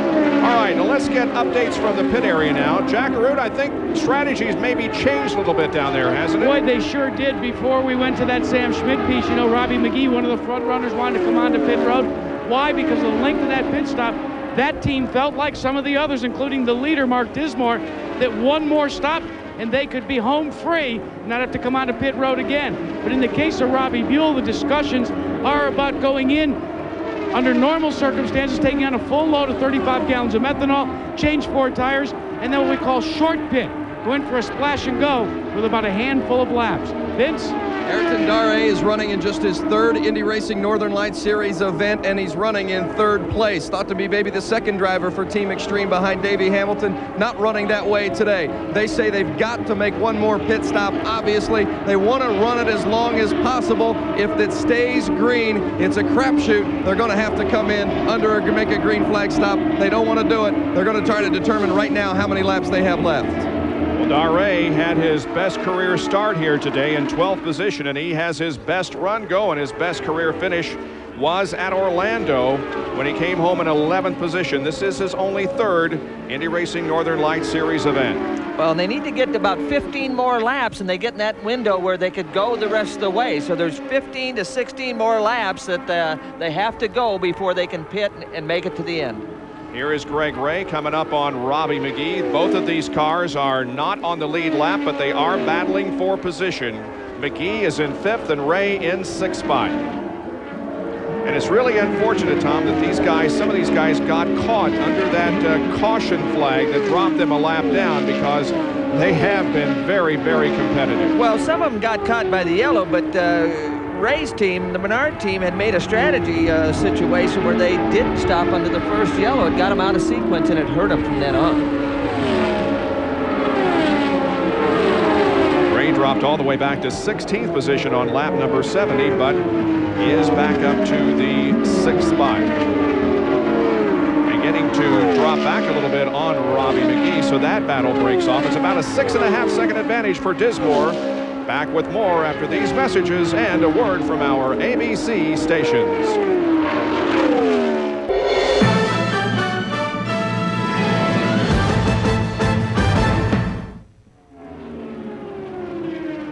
Back at Las Vegas Motor Speedway, 152 laps completed now in the Vegas Indy 300. This is the best battle on the racetrack. It's for 2nd position. It involves Scott Goodyear and Ayrton Dare. Dare's actually caught Goodyear, but he gets up behind him. They're so close in speed that, again, the air loss off the car affects Dare, and he can't quite make the pass happen. And Al Unser Jr. is running right behind them, but Al Unser Jr. is not on the lead lap. He is in 7th position. Let's go down to Jack Arute. Well, let's check in about first with Doug Dodaro. Doug, engine problems befell your Mid-American team again. Yeah, Mid-American team, we broke our good motor on Thursday, so today we put the backup motor in. We're just hoping to get laps today and finish the race and get some valuable experience, and it didn't quite last for us. Well, another driver that wanted to get some valuable laps, but she got more than that. You were running up front, and then tell us what happened, Sarah. Well, you know, I don't really know. The back of the car came around on me, and I don't know whether it was me, the draft, or something that broke on the car. I don't know what exactly it was, but the rear of the car came around on me almost instantly. And, you know, there's nothing you can do about it when that happens. You're still along for the ride? Oh, yeah. I was having a great time out there. It was really fun. I was driving a good line, and I think I was racing really hard. Derek was finally took the position of spotter this race, and he was doing a heck of a job. So I think the both of us were working really well together as a team, and the rest of the team did a really good job on pit stops. It's just unfortunate that we ran into what we did. We say that this is important race-wise because it builds momentum for Indy. What about for the Cummins diesel team? Well, you know, I think that we're going to have to make some decisions now, and we're just going to see where it goes. But, you know, we're going to be prepared regardless. These guys are really good, and they know what they're doing, and we're going to be... Well, what sort of decisions are you talking about? Oh, we're just going to make decisions on how to rebuild the car and in which manner to rebuild it, and which way we're going to go with that. Okay. She had that right foot firmly planted on the throttle today. She looked really good, and it's unfortunate that it did crash out. Now here is Mark Dismore giving up the lead to make... Pit lane, guys, pit lane. Watch your speed, watch your speed, watch your speed. Should be his final pit stop. It comes on lap... About one turn of wing in, one turn of wing in. Well, again, I'm not sure about final pit stop. There's quite a ways to go. This is going to be real close on fuel at the end. Well, they got 52 laps to go, Tom. Hit the marks, hit the marks. Pit road is clear. You're the only car here. And they go to work. Fuel. Get that thing full. Let's get it full, guys. They put two turns of wing. Guys, they put 2 turns of wing in Dismore's car. Obviously, they were trying to hold out for the green flag, for the yellow flag, didn't get it. And Robbie McGee was also trying to hold out for the yellow and pit at the same time that Dismore was pitting, maybe hoping to pass him in the pits and get that lap back. Scott Goodyear has the lead now and has put, in fact, Dismore a lap down. But again, Dismore and Goodyear and all the others on the lead lap will have to have at least one more pit stop. Well, this is inside Unser's car trying to get by Goodyear. Goodyear the leader. This gets him back on the lead lap if Al can get by. Good job underneath. Daré again under Goodyear. Goodyear on the outside. And Daré goes to the lead. Ayrton Daré is leading his first Indy Racing Northern Light Series event. Boy, this young Brazilian rookie is looking very, very good. Well, you just get held up just a little in traffic and you lose that momentum. And boy, the competition's so close, they just jump on top of you. Team Extreme's Ayrton Daré and the USACredit.com G-Force at the front of the field now. And we've been told all along that this guy is for real, and we believe him. Jack Arute is with Eliseo Salazar. And Eliseo is showing the wounds from a big-time crash. What happened to your knees, Eliseo? Well, I was getting ready to pass, you know, Sarah Fisher, and she spun in front of me, you know, and I was, you know, half a yard in front of her. She said that she didn't want to do powder puff racing, you know, but honestly, I think that's what she should do. You know, she's not prepared to run here. Every time she's on the track, she crashes. This time we had the quickest car. We came all the way from the back, and this is serious stuff. This is not for her. But let's go back to the question I asked about your knees. What happened? Well, I banged both knees, you know, pretty badly on the steering column, but fortunately, it's just, you know, they are swollen, but they are not broken, so we'll be in good shape for Indianapolis. Just a big shame for AJ Foy Racing. We were the class of the field today, and it would have been great, you know, to be a repeat winner here, but I guess it wasn't meant to be. Sometimes the passion, guys, will really get to you. Who can forget what Eliseo Salazar did when he was new to the Indianapolis Motor Speedway? Well, and I'd have to... Salazar is a little hard on Sarah. That was a little bit uncalled for. Sarah had been doing a good job out there, and, you know, she'd been racing her heart out, and so I don't know if I agree with his version of the deal, but obviously he got caught up in the accident and can't be as objective as he'd like to be, probably. Well, we now have Greg Ray and Al Unser Jr. both back on the lead lap. They've been able to pass Ayrton Daré, and so it's Daré, Goodyear, Leffler, Ray, and Unser on the lead lap, and Sam Hornish is doing a great job in the 6th position. Well, that's 3 rookies in the top 6. That's not too bad. Talking about Ayrton Daré and letting Al Unser Jr. get by him, guys. Daré had been warned from the IRL officials for chopping earlier in the race. It happened a second time and then was just told a moment ago, if you chop again, you're going to get a black flag. Certainly would be a costly mistake at lap 164. Not something that you want to do to the leader. And here is a guy who has just been doing an outstanding performance. This is Jason Leffler, who has been on the lead lap all day. He is running in third position, about 13.25 seconds behind the leader, Dare. This gentleman, of course, from the Busch Series Grand National Division. He's a regular for the Joe Gibbs team in that series, but he brings an incredible amount of short track racing to the Indy Racing Northern Lights Series in the United States Auto Club Midgets. And Bob, don't forget, Jason Leffler ran a Busch Series race right at this Las Vegas Motor Speedway, and we asked him if it would make a difference. He said he actually learned a lot about the racetrack that he's been able to apply today. Well, here's the guy that Jason is looking forward to. Scott Goodyear, who is running in second position. The separation is about 6.5 seconds between first and second.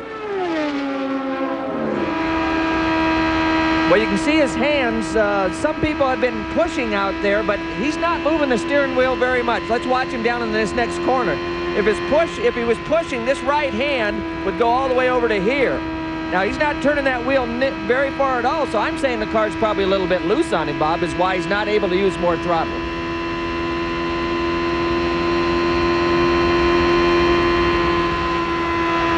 So Goodyear runs second to Ayrton Dare. Leffler, Ray, and Allenser Jr. are also on the lead lap with 167 of 208 laps completed.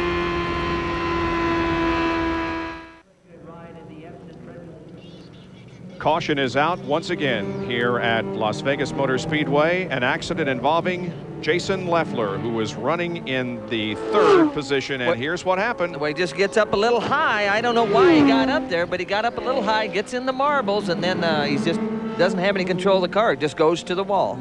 He got out of the car under his own power, is okay. But now the pits are open. Buddy, I see you. And here they come. Dare, the leader, on top. Scott Goodyear in second place on the bottom. And that is Mark Weida who's calling the shots. And this is an eclectic group for Ayrton Dare. They've got a stockbroker. They've got a former West Point cadet. They've got a senior racquetball champion doing the air in the vent. This group, including an electrical contractor, started last year with Team Extreme and the USAcredit.com team. Oh, a problem with the car. A problem with the car not getting back up to speed. He still has not come up to speed. And he stopped, Jack. Well, you heard the RPMs. He revved the motor up extremely high, and it might be a gearbox. Clutch. It sounded like the clutch or maybe the gearbox let go, Tom. Yep. But he used a lot of throttle there, and, you know, again, it's a rookie under a lot of pressure. Yep. And again, we see one of those on the lead lap having problems. And it is a gearbox, guys. Oh. So Dare's chance of winning have just gone out the window. Well, it looked good. You know, it's real fortunate to get your last pit stop under the yellow, especially a new team and a young driver. You think that would give him a little cushion, but there's a lot of emotion, a lot of adrenaline, and small mistake, a little too much RPM for that motor and gearbox to handle on the exit. Well, this gets more exciting and interesting as we go along, because now we have Scott Goodyear in the lead. Al Unser Jr. is in second. Greg Ray is going to be in third position, and an exciting finish at Las Vegas coming up.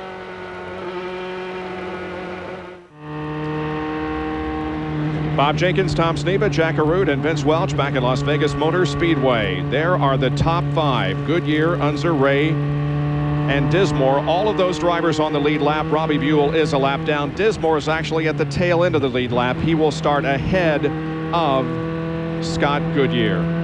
Now, Ayrton Dare came in first, but he has a problem. You take a look at where the others came in and out. Jack, let's talk with Ayrton. Well, and it's actually a little bit like a funeral or a wake down here. Ayrton, can you describe your feelings right now? My car was perfect. I was flat out all the way around. I mean, even on the draft, the car is running perfect. I never had such a good car in my life. Then when I put first gear, I get out of the pits and thing just broke. When you know that you came so close to scoring your first victory, and as a rookie, can you describe to people what you feel right now in your gut? It's a good feeling, but I mean, right now I'm feeling really bad, you know. I mean, I want to stay on the race, but not happen, you know. Fellas, I think the look says it all. The emotion, yeah, and the look in his eyes tell it all. Well, and, you know, we hear from Greg Ray's pit that he's lost first and second gear leaving the pit. So, you know, it might not be just a rookie mistake. This could be a problem with a gearbox situation. Absolutely. Greg Ray is down in the pit area. And again, we see a driver on the lead lap having problems. Well, tomorrow ABC Sports continues its coverage of the NHL Stanley Cup playoffs with conference quarterfinal action. Game 6, St. Louis against San Jose. Live at 3 o'clock Eastern Time, 12 noon Pacific tomorrow on ABC, home of the Stanley Cup. We talked about momentum heading into the Indianapolis 500. At the moment, in first place is Scott Goodyear, and running second here at Las Vegas is Al Unser Jr. Does this look like a familiar situation? Remember 1992. Here it is as Al Unser Jr. led Scott Goodyear off turn number 4. They came down. Goodyear made a move at the very end.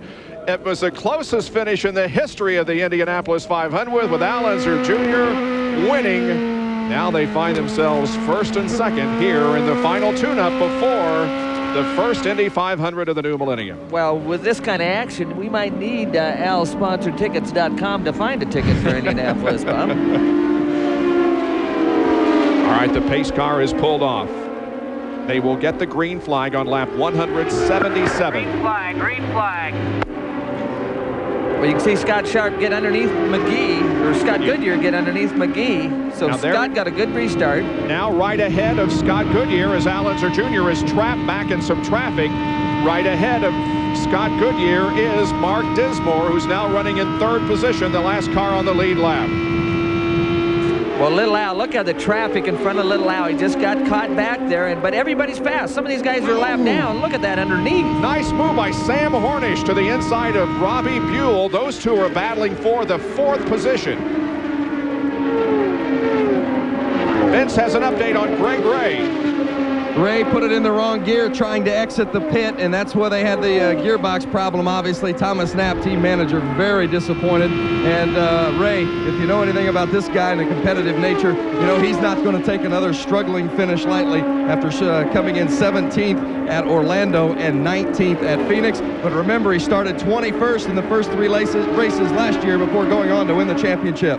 Well, now Al Unser Jr. has cleared himself of some of this traffic. He is now 3 1/3 seconds behind Goodyear. We'll see if he can reduce that interval. There is the relationship between first and second position, and there are still a couple of cars between them. Jack Arute is with Jason Leffler. And Jason, you certainly gave us a treat today. Tell us what happened. I think a tire went down. Just went into turn 1, and the thing picked up a real big push. I backed off, I thought, early enough, and I could never get it back. It just kept going for the fence. It's a shame, you know, for this whole Treadway group. Car was good, and we were just getting some experience and just trying to get some laps. And, you know, at least I mean, we ran good while we were out there, but I feel bad for everybody and all our sponsors.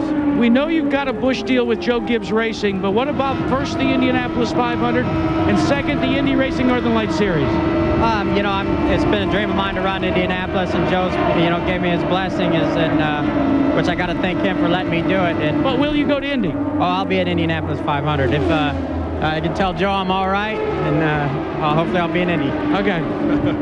Well, he gave the car a great run. Jason Leffler. Well, Little Al's given this car a good run. He's been in serious traffic situations, but he's got his eyes full. But so is Sam Hornish. That is the car right up ahead of Al Unser Jr., and he's been unable to get around him so far. Now he's going to be able to as they go into turn 1, but Sam Hornish is just having a great afternoon running in 4th position.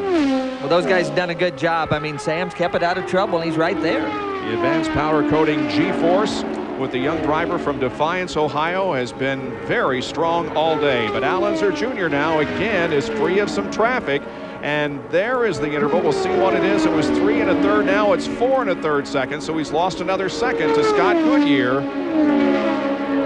The other story to this side is that Dismore is actually a little quicker than Goodyear. He was just in the back of the lead lap when the green went down. He's able to pull away from Goodyear, but he's going to need some kind of yellow, a little bit of assistance to make up that lap. That last lap, Al Unser Jr. had the fastest. Now we'll see if he does this time. Among the top 2, he is fastest, running a 200.1 compared to Scott Goodyear's 198.8. Mark Dismore has been running in the 197, 198 mile-an-hour bracket. Here is the battle for 5th position. There is Robbie Buell, Jared Schrader, and Robbie McGee. It's a 3-car battle. I'm sorry, McGee is 2 laps down, so Buell and Schrader are in a battle for the 5th position. Well, we're closing in on the finish of the Vegas Indy 300. Scott Goodyear leads Al Unser Jr. Back with the conclusion in a moment. The Vegas Indy 300 on ABC Sports, brought to you by NorthernLight.com, just what you've been searching for. Blockbuster, where you'll find hot new releases guaranteed to be there. Oldsmobile and your local Oldsmobile dealers. And Pennzoil with Pure Base, made for the way you drive. Stop. Go Pennzoil.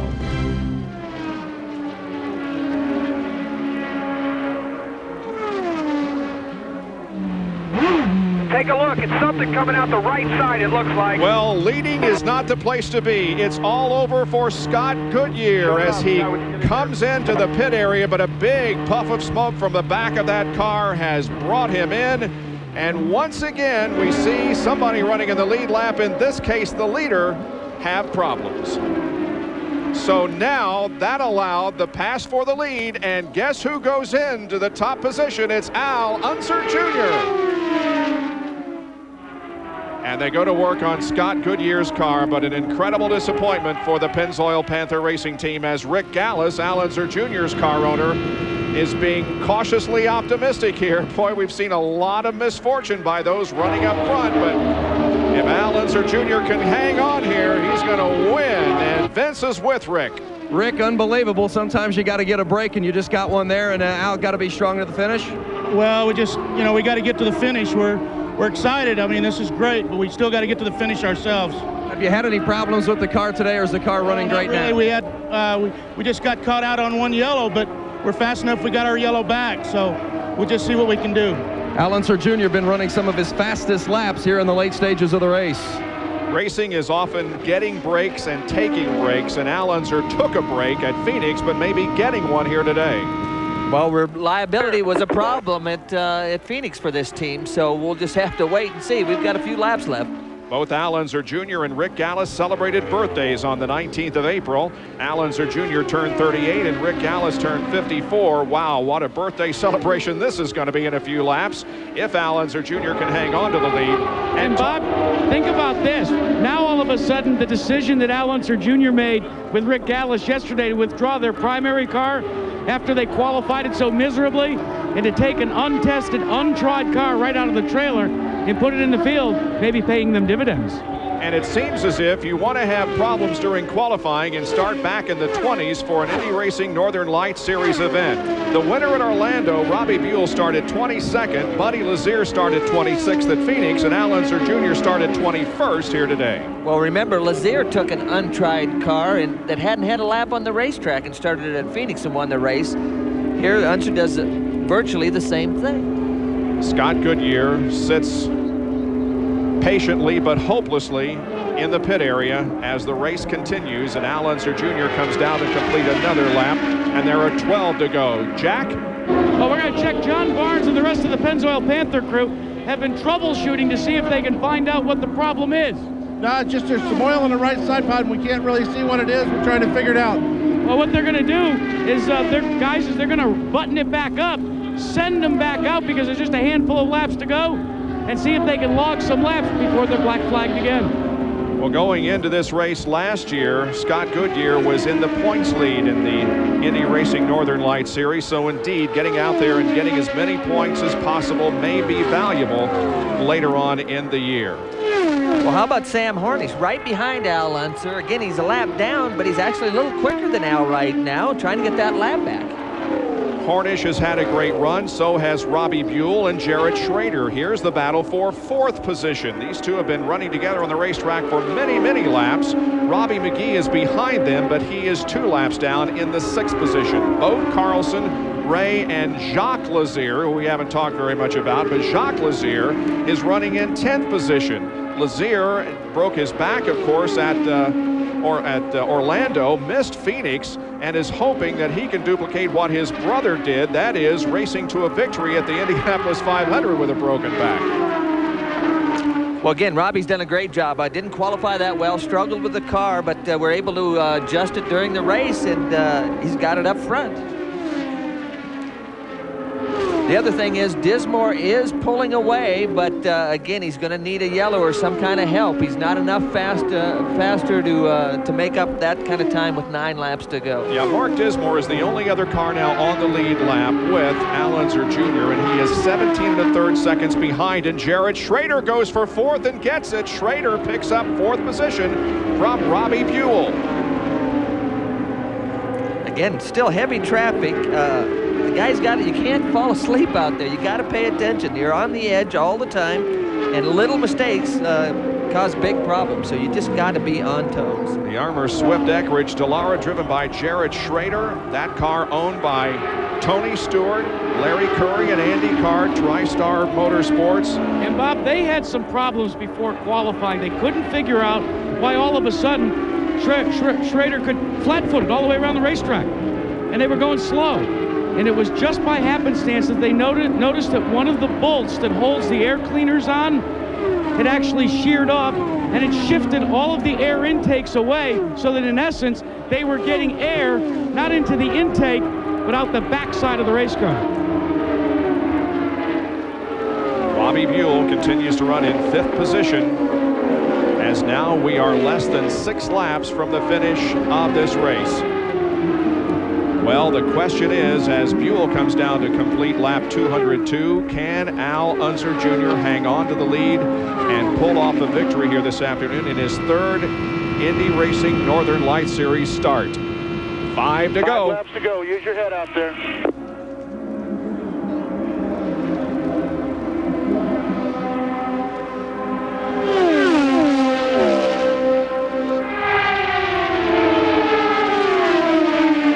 On Billy Boat, who's running in 7th position.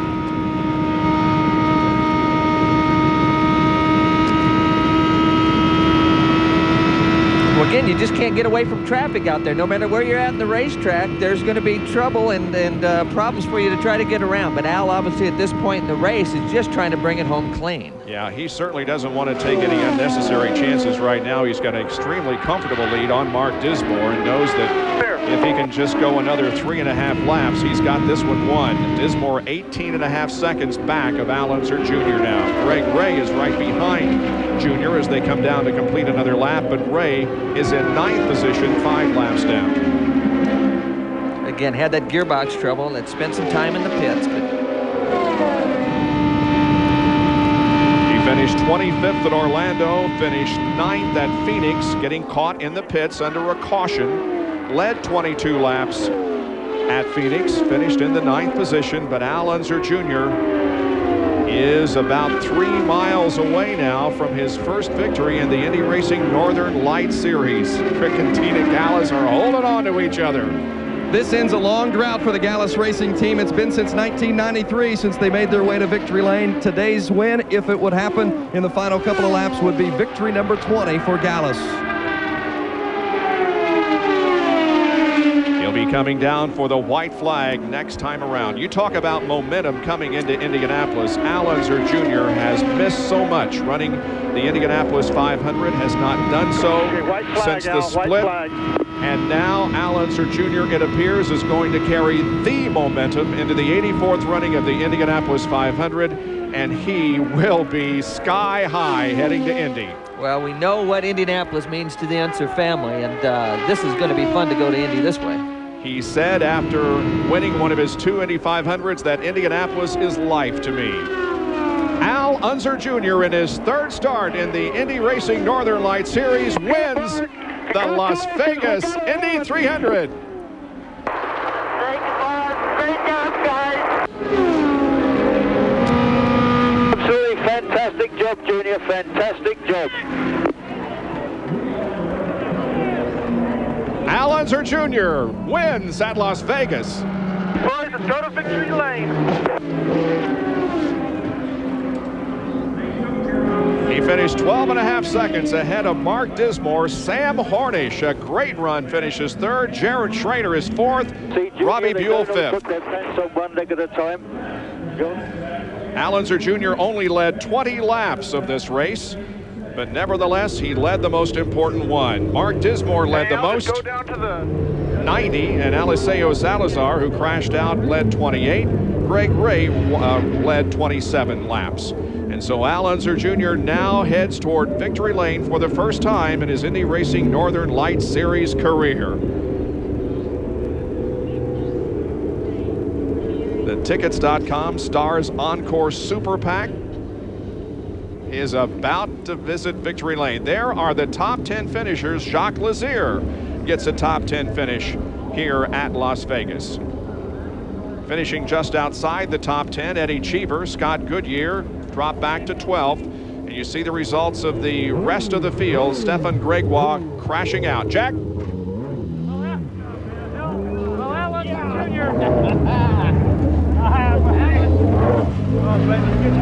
Allenser Jr.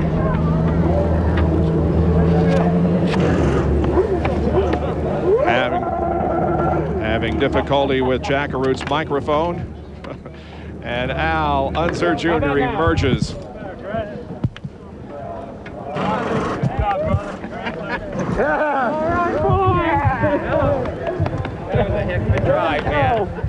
Never give up. Yes! All right. Let me won the race.